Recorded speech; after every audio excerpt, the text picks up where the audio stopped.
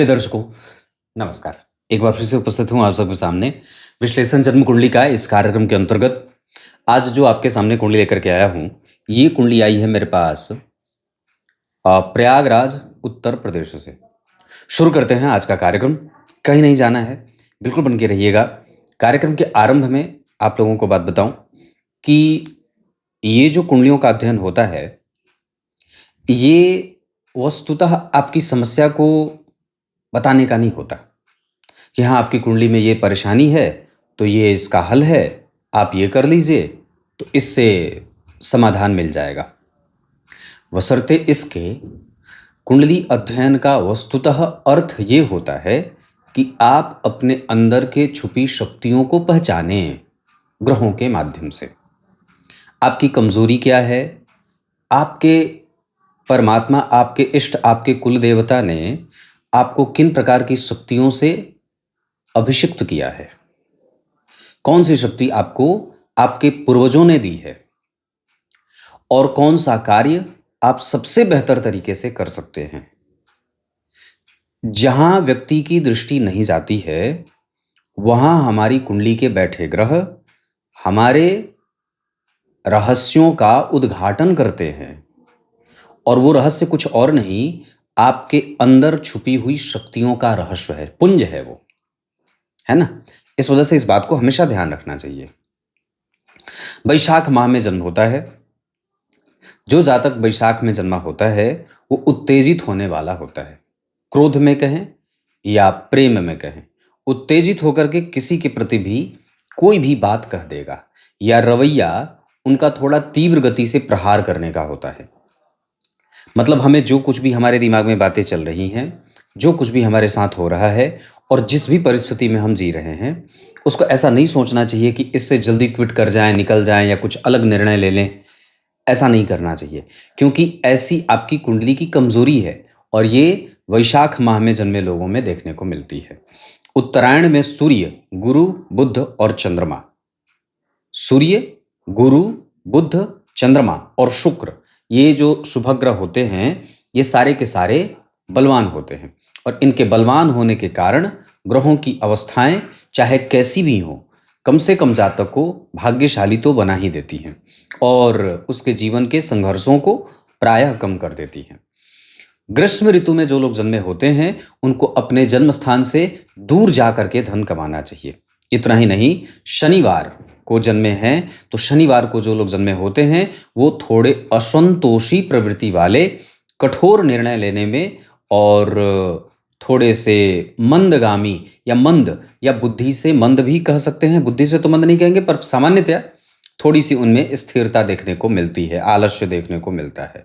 शुक्ल पक्ष के 10वीं तिथि के चंद्रमा शुभग्रह होते हैं, और इस अवस्था के चंद्रमा जातक के जीवन को धन, धान्य और आयु से परिपूरित करके रखते हैं। उनके जीवन में प्रायः एक गंभीरता देखने को मिलती है।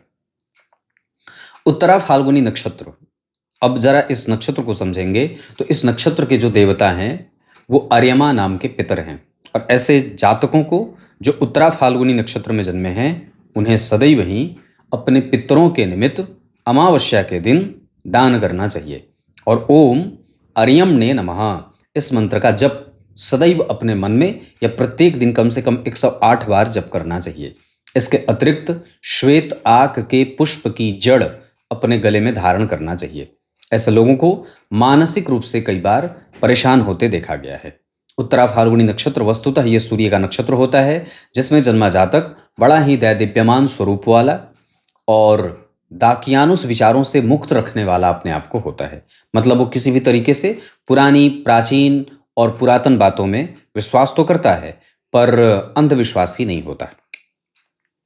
वज्र योग, गरकर्ण, वैश्यवर्ण और मनुष्यगण, वज्र योग में जन्मे होने से वज्र की भांति जैसा योग होता है वैसा नाम, उसी के तरह वो परिणाम करने वाला होता है। इस आधार पर वज्र योग में जो लोग जन्मे होते हैं, वो उनकी बुद्धि, उनका स्वास्थ्य, उनका चिंतन, उनका प्रभाव वज्र की भांति होता है।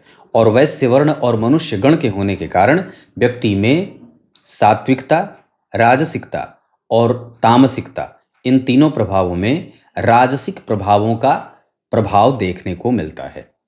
बहुत ध्यान से समझेंगे तो तीनों गुणों से कोई भी व्यक्ति सदैव क्रोध में नहीं रह सकता।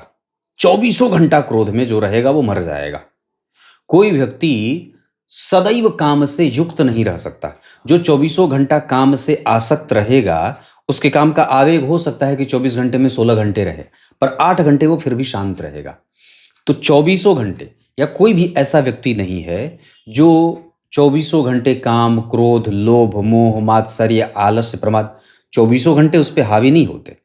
लेकिन हाँ, ये बात जरूर है कि ऐसे लोगों को, जैसे जो सात्विक, राजसिक और तामसिक गुण है, इन गुणों से उसको मुक्त किया जाए और उसे त्रिगुणातीत बना दिया जाए, निर्गुण बना दिया जाए। या वो बन सकता है, क्योंकि वास्तविक रूप से हमारी स्थिति वही है।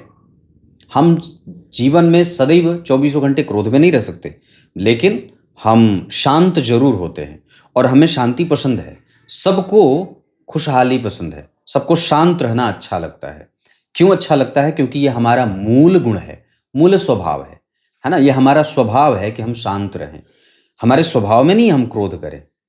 तो कहने का अर्थ है यहाँ पे कि सात्विक, राजसिक और तामसिक गुणों से अपने आप को मुक्त करते हुए अपने आप को तीनों गुणों से परे ले जाकर के स्थापित कर देना। और ऐसा सिर्फ तभी होता है जब व्यक्ति भगवान की तरफ उन्मुख होगा, ईश्वर की तरफ उन्मुख होगा, उनके नामों का स्मरण करता रहेगा।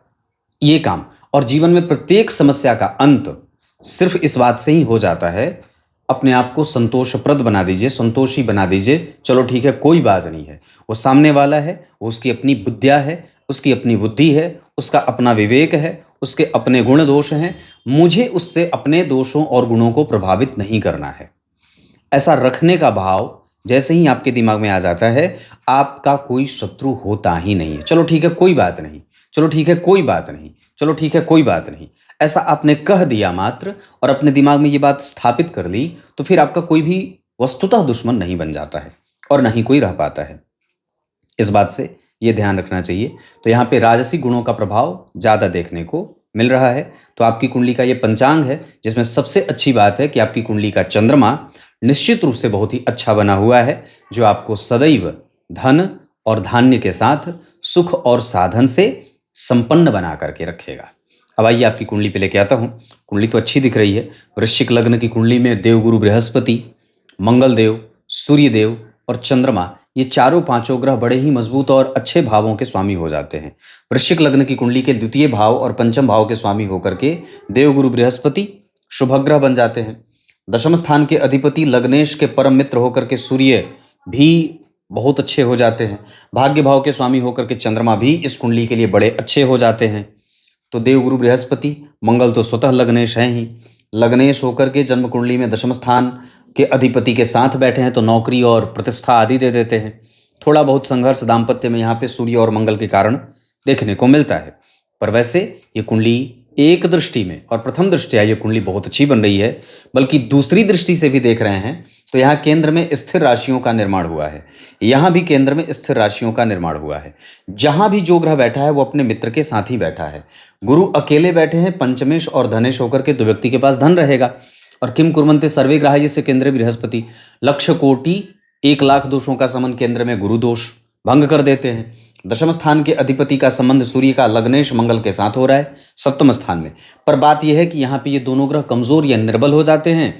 इस वजह से कई बार इस भाव को कमजोर करते हैं। तो कई बार सास ससुर जो इत्यादि इन लोगों का संबंध हो जाता है, या कई बार दाम्पत्य का जो संबंध होता है वो यहाँ पे कमजोर देखने लगता है। तो यहाँ पे ये बात दिखने को मिल रही है। और साथ ही साथ कई बार यहाँ पे कठोरता भी देखने को मिल जाती है। यह व्यक्ति स्वयं भी थोड़ा बहुत कठोर होता है, क्योंकि लग्न पे सूर्य और मंगल का प्रभाव है। गुरु भी कहीं ना कहीं आकाश तत्व के ग्रह हैं, सूर्य और मंगल अग्नि तत्व के ग्रह हैं। तो अग्नि तत्व के ग्रहों का जब लग्न पे प्रभाव पड़ेगा तो काफ़ी हद तक ये बात निश्चित रूप से सिद्ध हो जाती है कि व्यक्ति अपने सिद्धांतों पे काम करना चाहता है, वो किसी का अपने जीवन में हस्तक्षेप नहीं चाहता है, वो कई बार बड़ों का अनादर भी कर सकता है। हालांकि चरित्र के मामले में ये कुंडली बहुत अच्छी है, कैपेसिटी के मामले में बहुत अच्छी है ना, ज्ञान के मामले में बहुत अच्छी है, प्रेम देने के मामले में बहुत अच्छी है। पर गड़बड़ी यहाँ पे सूर्य और मंगल बैठ करके कई बार कर देते हैं। तो यहाँ दो परम मित्र एक साथ, यहाँ शुक्र और राहु एक साथ बैठे हैं। शुक्र और राहु अष्टम भाव में बैठते हैं तो वैसे भी कोई खराबी तो करते नहीं है, ये बहुत अच्छा परिणाम वहाँ भी देते हैं। तो कुंडली में ग्रह जो वो हैं वो बहुत सारे अच्छे बैठे हैं। यहाँ पे जो स्थिति राशि की बनी है, यहाँ पे स्थिति बहुत अच्छी बन रही है। शनि और बुध यहाँ भी दो मित्र बैठे हैं। यहाँ पे गुरु और राहु कमजोर कर रहे हैं, जिसके कारण विवाह को बचाने की कोशिश कई बार व्यक्ति को कम करते देखा जाता है। लेकिन हमें यहाँ पे इस बात का ध्यान रखना होगा कि कभी भी तृतीय भाव के स्वामी उच्च के होकर के मंगल के साथ बैठे हैं। नवमांश कुंडली में कमजोरी है। यहाँ पे शुक्र और मंगल के साथ जो कि परम मित्र नहीं होते, यहाँ गुरु और राहु जो कि आपस में मित्र नहीं होते। तृतीय भाव के स्वामी का अष्टम भाव में बैठना ससुराल वालों को समझाना बड़ा मुश्किल होता है और कई बार उसके हिसाब से आपको अपने आप को बदलना भी पड़ता है। तो ये जो स्थिति दिख रही है वो जन्म कुंडली में सामान्यतः आपकी कुंडली के ये गुण दोष हैं, जिसके लिए कोई दूसरा व्यक्ति जिम्मेदार नहीं है। जो आपको मिल रहा है वो आपके ही ग्रह बैठे हैं और वही आपको दे रहे हैं, और वो इसलिए बैठे हैं क्योंकि पूर्व जन्म में आपने ऐसे कृत्य किए थे। अब आगे बढ़ते हैं और जन्म कुंडली के गहरे रहस्यों पे आपका ध्यान लेके आता हूं। केंद्र में गुरु 13 अंश के बैठे हैं वक्री होकर के, और उनके ठीक पीछे शनि वक्री हैं और आगे केतु बैठे हैं। हालांकि ये बात बहुत सामान्यतः आपको बता दूं तो यहाँ लग्न को कोई पापकर्त्री जैसी बात नहीं लगेगी, क्योंकि ग्रह वक्री होंगे तो तुला में हैं तो ये कन्या की तरफ जा रहे हैं।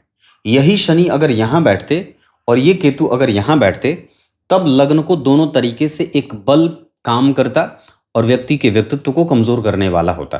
पर फिर भी चूंकि ग्रह पापक ग्रह हो और वक्री हो जाए, और जन्म कुंडली में एक से अधिक ग्रह जब वक्री होने लगते हैं तो कुंडली के नेचर को प्रभावित करते हैं। इसका सीधा अर्थ होगा कि यहाँ 12वें भाव में शनि वक्री, गुरु लग्न में वक्री और बुध 6वें भाव में वक्री है। अब जरा ध्यान से देखें तो ये आप स्वयं हैं और ये आपकी मानसिक शांति, और यहाँ जो है ये जन्म कुंडली में आपको देखने की कला है या समस्या को समझने की शक्ति है, परिस्थिति को समझने की जो स्थिति है वो बुध 6ठे भाव में। यहाँ के अधिपति जन्म कुंडली में बुध मंगल बैठे हैं 9 अंश के और सूर्य बैठे हैं 6 अंश के। तो यहाँ पे मंगल देव जो है वो अस्त हो जाएंगे।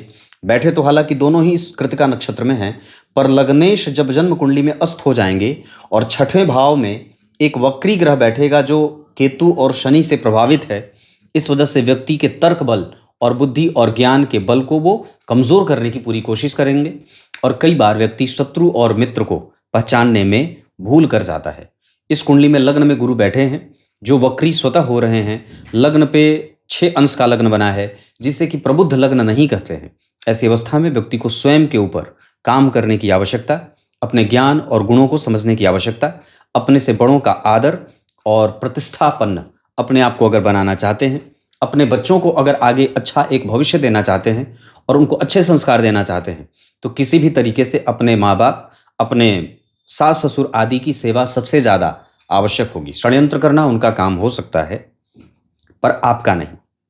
और दरअसल यहाँ पे जो स्थिति बनी है वो 6ठवें भाव में जो चंद्रमा बैठे हैं, मकर राशि के अधिपति जो चतुर्थ भाव में बैठे हैं, ये कई बार ससुराल में खटकने वाली बातें पैदा करने लगते हैं और कई बार यहाँ पे कष्टदायक स्थिति बन जाती है। यहाँ के जो प्रभाव की स्थिति बन रही है, चतुर्थ स्थान में जो ससुराल का सुख है वो 11वें भाव के अधिपति वृश्चिक राशि में बैठे हैं और 6ठवें और 7वें भाव के अधिपति वृश्चिक राशि में बैठे हैं।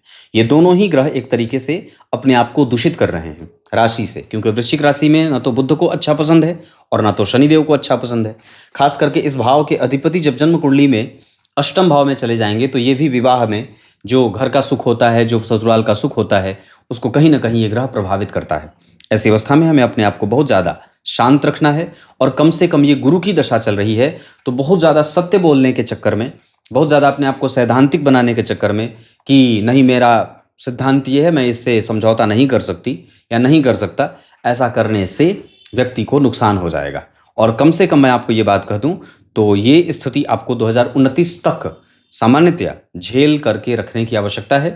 थोड़ा अलग विलग होता रहे व्यक्ति, थोड़ा दूर जाता रहे, प्रेम बना रहे, इस तरीके की स्थिति को समझने की आवश्यकता होगी। अन्यथा किसी भी तरीके से ये आपको मानसिक कष्ट और भी ज़्यादा बढ़ाने वाली स्थितियों में लेके जाएंगे। बीच में बुध आने वाले हैं, अष्टमेश हैं वो, और फिर उसके बाद केतु आने वाले हैं। तो अभी जो 2026 के अक्टूबर से लेकर के 2029 के जनवरी तक और 2029 के जनवरी से लेकर के 2029 के दिसंबर तक की जो दशा है वो इस कुंडली की कमज़ोर दशाओं में से एक हो सकती है। इस वजह से ये दोनों दशाएं जब तक बीत नहीं जाती हैं तब तक परिवार को लेकर के कोई भी कड़ा और कठोर निर्णय लेने से बचने की आवश्यकता है।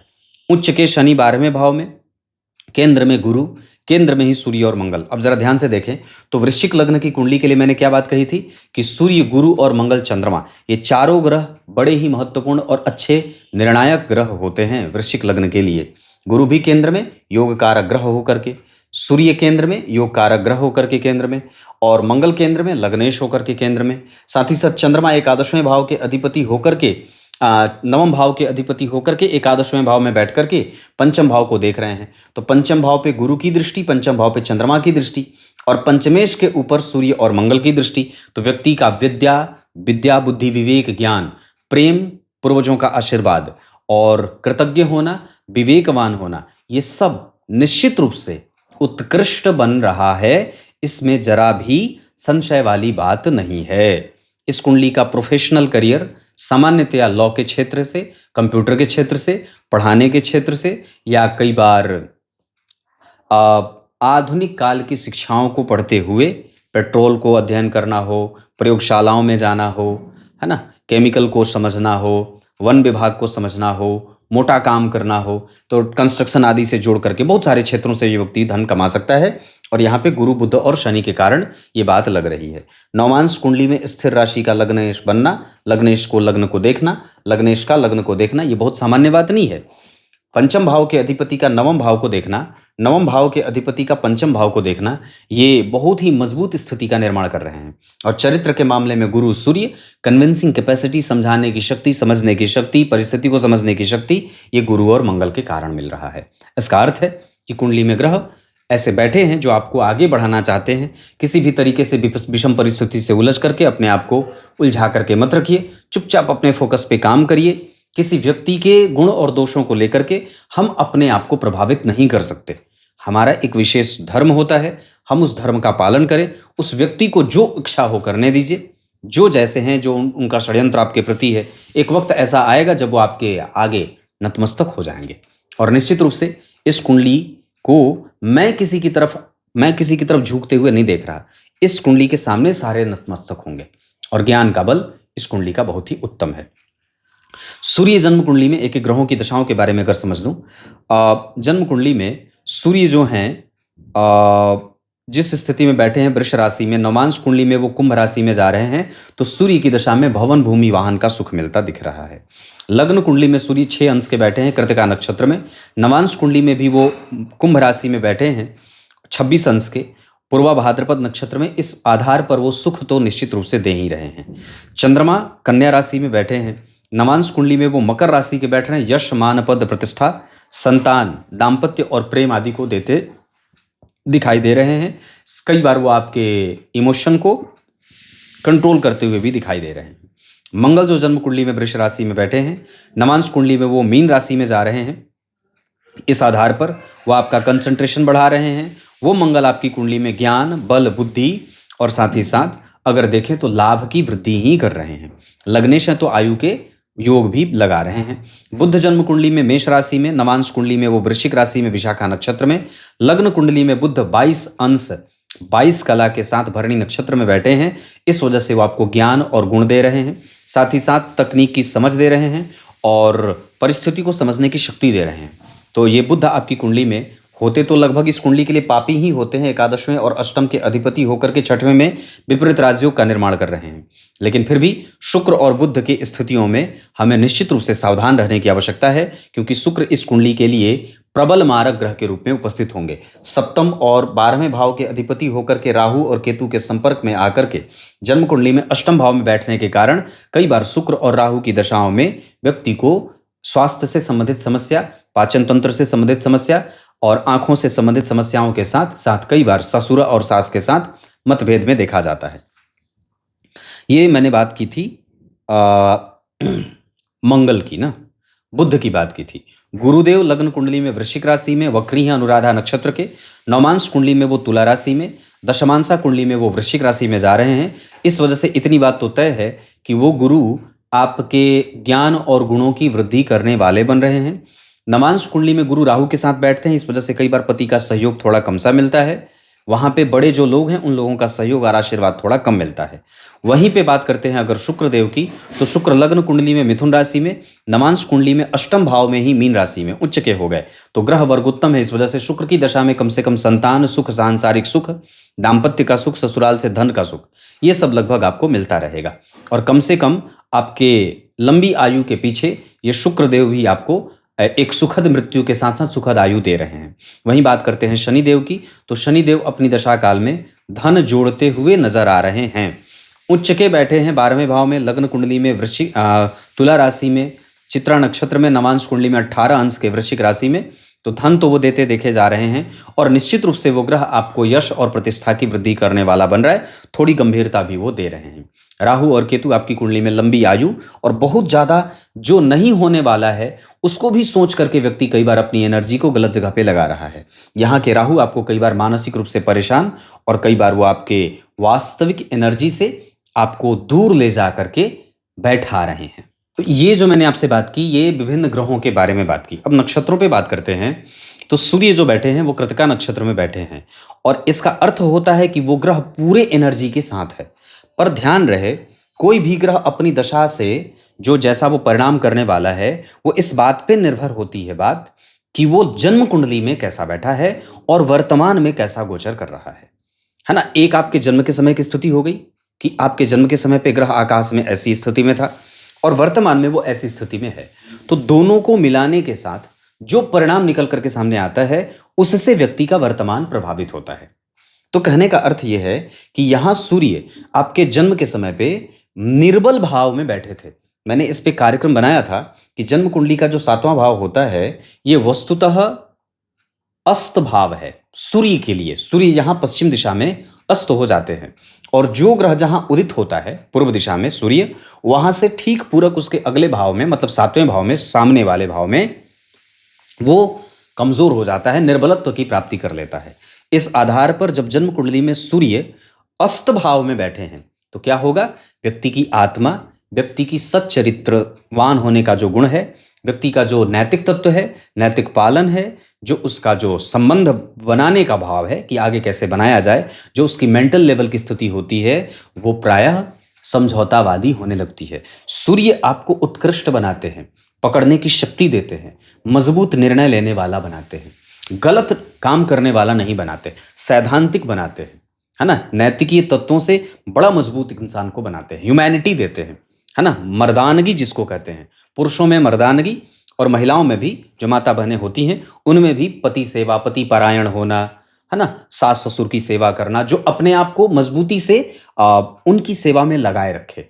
तो अब आपके चरित्र, आपके गुण, आपके स्वभाव, आपके जो नेचर में जो कमजोरी आ रही है वो इसी सूर्य के कारण आ रही है। मतलब हम अगर सामने वाले को उसको समुचित तरीके से नहीं समझ रहे या उसके द्वारा गलत वाइब्रेशन को हम अपने सही वाइब्रेशन से मैच नहीं करा रहे या उसको बदलने पे मजबूर नहीं किया अपनी अच्छाई से, तो ये इसलिए नहीं हो रहा है क्योंकि हमारे सूर्य कमजोर हो रहे हैं। भाव से ग्रह अगर कमजोर बैठेगा तो वो आपको निगेटिव लेके जाएगा। जहां व्यक्ति अपने से बड़ों का कई बार अनादर कर बैठता है या कई बार उसके बड़े अगर उसके साथ कुछ बर्ताव बुरा कर रहे हों तो वो उसके सहने की शक्ति को कम कर देते हैं, है ना। मतलब जो एक मजबूती होती है कि नहीं, मैं अपने सिद्धांतों से कभी भी समझौता नहीं करने वाली और मैं सदैव धर्म का पालन करूंगी, ये गुण सूर्य ही देते हैं और वो यहाँ पे कमजोर हो रहे हैं। जो निर्णय लेने की क्षमता है, जो रिस्पॉन्सिबिलिटी है, वो मंगलदेव देते हैं। आपका आदर करना, अकर्मण्य न होना, जिम्मेदारी से नहीं भागना, अपने आप को मेंटेन करना, विपरीत परिस्थितियों को समझ करके उसके हिसाब से अपने आप को तैयार करना, ये मंगलदेव देते हैं। ये भी अस्त हो गए हैं।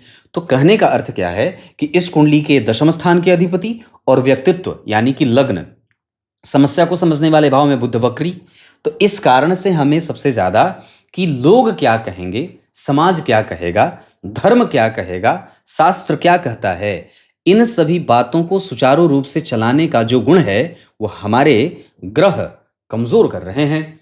ऐसा न हो कि कहीं हम लोगों को देख करके और आधुनिकता के प्रभाव में बह करके अपने बड़ों का आदर और उनकी जो सुरक्षा है, उनके प्रति जो हमारा कर्तव्य बनता है, हम उससे अपने आप को विमुख कर लें। हमें दशाओं के बीतने का इंतजार करना चाहिए और किसी भी तरीके से अपने सत्कर्म से हमें भागना नहीं चाहिए। मैं तो यही बात कहूंगा, और चूंकि ग्रह ऐसा ही करवा रहे हैं, तो ये बात सूर्य और मंगल की बनी। बात करते हैं तो गुरु की, तो गुरु 13 अंश के बैठे हैं अनुराधा नक्षत्र में, और ये न्याय का नक्षत्र होता है। क्योंकि शनि उच्च के बैठे हैं, इस वजह से आपकी कुंडली में न्याय अच्छा है, व्यय अच्छा है, धर्म अच्छा है, कर्तव्य बोध अच्छा है। बस उसमें ना कभी कभी हम भटक जाते हैं और कभी कभी एकदम बिल्कुल ही बेचैन हो जाते हैं। एकदम बिल्कुल ऐसा लगता है जैसे अब सीमा पार हो रहा है, सहन शक्ति अब बिल्कुल एकदम बेजार जार हो रही है। तो ये क्यों होता है? क्योंकि सहने की शक्ति ये सूर्य और मंगल ही देते हैं। और जन्म कुंडली में ये गुरु आपको किसी भी तरीके से हटाने की कोशिश नहीं करते, वो हमेशा आपको मेंटेन करने का बल देते हैं। सत्य को समझना है, धर्म को समझना है, आदर समझना है, सत्कार करना है, तो ये कमजोर ना पड़े, ऐसा गुरु यहाँ पे वक्री होकर के भी कह सकते हैं। और काफी हद तक जब किसी भी भाव के ठीक पीछे शनि बैठे हैं, राहु की दृष्टि है, तो ये गड़बड़ी भी कई बार होने लगती है। आपका 12वां भाव बड़ा सुरक्षित है क्योंकि गुरु यहाँ और चंद्रमा यहाँ। इस वजह से कम इस कुंडली में पति का सुख तो लगभग सामान्यतः ठीक ठाक देख ही रहा हूं, थोड़े बहुत कमजोरी के साथ। उसके बाद बात करते हैं केतु। तो आपको धन कमाने में अनुभवों का होना बहुत आवश्यक है। यह व्यक्ति धन कमाने के लिए बहुत सारा अनुभव इकट्ठा कर लेता है। एकादशवें भाव में चंद्रमा इच्छाओं की पूर्ति करते हुए नजर आ रहे हैं। बुधदेव ब्राह्मणों का आदर, घर में ब्राह्मणों का आवागमन, खूब दान करना, पूजा करना, तकनीक को समझना और ब्राह्मण के लिए सदैव तत्पर रहना, इस तरीके का गुण बुधदेव दे रहे हैं। वहीं पे शुक्र और राहु आपकी अच्छी मृत्यु, सुखद मृत्यु और श्रेष्ठ आयु का वर दे रहे हैं। इतने के बाद अगर बात करें तो आपकी कुंडली में अष्टक वर्ग की बात करें तो व्यक्तित्व ठीक है, वाणी को संयम रखने की आवश्यकता है, वाणी पे संयम रखने की आवश्यकता। मेहनत आप और अपने क्षेत्र में कर सकते हैं, चाहे गृहिणी ही क्यों ना हो, लोगों को समझाने में, साथ लेकर के चलने में। इस कुंडली में ज्ञान, विदेश जाना, विदेश प्रवास, विदेशी धन, विदेशी संपर्क, परिवार से थोड़ा दूर रहना, ये सब भी थोड़ा बहुत बन रहा है। लेकिन हाँ, इसका सुख भी है। इसके साथ साथ इस कुंडली का ज्ञान, बुद्धिया, बुद्धि, विवेक, ये सब ठीक है। प्रेम भी बहुत अच्छा है, चरित्र भी इस कुंडली का बहुत अच्छा है। मैं इस मामले में इस कुंडली की बड़ी प्रशंसा कर सकता हूं। इसके अतिरिक्त इस कुंडली में नौकरी बहुत अच्छी है, व्यापार के योग थोड़े कम से लगे हैं। इस कुंडली का रिसर्च बहुत अच्छा है, कंसंट्रेशन बहुत अच्छा है, आयु बहुत अच्छी है। साथ ही साथ भाग्य में थोड़े से शिव जी की पूजा करने की आवश्यकता है। बजरंगबली की पूजा करें, शिव जी की पूजा करें। और इसके अतिरिक्त इस कुंडली में करियर का ग्रोथ भी सामान्यतया मैं ठीक ठाक देख रहा हूं। प्राप्त आप जो चाहेंगे वो भगवान भोलेनाथ की कृपा से आपको हो जाएगा। और इस कुंडली में विदेश जाने का तो कोई योग नहीं, पर अपने जन्म स्थान से थोड़ा दूर रह करके परिवार के लोगों का ख्याल रखने का भी योग आपकी कुंडली में लगा हुआ है। धन कमाने के लिए इस कुंडली के लिए अगर देखें तो दक्षिण और पूर्व दिशा बहुत अच्छी है। मित्रता मीन और कर्क वालों से करें, शत्रुता मकर, वृष और कन्या वालों से ना करें। इसके अतिरिक्त आपकी कुंडली में आपको ना आपका जीवन बहुत सारा अनुभव देगा, खास करके आपके कुटुंबजन जो हैं तो जरूर, पर आपके लिए आपके वक्त पे कोई भी आपके लिए खड़ा नहीं रहेगा। इस अवस्था में कि कई बार पति भी जो ऐसे होते हैं जो दूसरों के चपेट में आते रहते हैं, दूसरों की बातों में आ जाते हैं और अपना धन एक समय सीमा के बाद तक खर्च करते रहते हैं, जिसका कुछ भी 0% पति को मिलता नहीं है। इस कुंडली में पति को किसी दूसरे के द्वारा फुसलाया जाना, बरगलाया जाना, भ्रमित किया जाना, या ऐसा उनको अपनी बातों में उलझा करके रखना, और पति का धन लोग गलत तरीके से, रिश्तेदार में ही लोग, सगे संबंधी ही खर्च करते हुए देखे जा रहे हैं। इससे बचने की आवश्यकता है। तो कुल मिलाकर के ये कुंडली ऐसी बन रही है। नक्षत्र के आधार पर उत्तरा फाल्गुनी नक्षत्र में काले तिल का दान करें, सफेद चने का दान करें, पीले चने का दान करें। इसके अतिरिक्त आपकी कुंडली में उड़द और हरा मूंग गाय को खिलाएं। इसके साथ साथ अगर हो सके तो गीता जी के 8वें अध्याय का पाठ नित्य प्रति करें। रामचरितमानस का 1 पेज प्रत्येक दिन पढ़ें, राम रक्षा स्तोत्र प्रत्येक दिन पढ़ें, और साथ ही साथ ब्राह्मणों को नियमित रूप से दान आवश्यक रूप से करते रहें। पूर्णिमा को तो निश्चित रूप से सफेद चावल का दान करना चाहिए। रत्न के आधार पर इस कुंडली के लिए गुरु का रत्न सदैव बनेगा, और साथ ही साथ इस कुंडली के लिए गुरु का रत्न ही सबसे ज्यादा बढ़िया रहेगा। रंग इस कुंडली के लिए लाल और गेरुआ बहुत अच्छा रहेगा। सबसे अच्छी जो दशा जाएगी वो 2029 के बाद आएगी। अभी आप एग्जामिनेशन पीरियड में हैं, मतलब आप अभी परीक्षा के दौर से गुजर रहे हैं। इसमें आपको अपने आप को प्रूफ करना है। जैसे वो दशा आएगी, चीजें स्वतः ठीक होने लगेंगी। तब तक के लिए बहुत बहुत नमस्कार।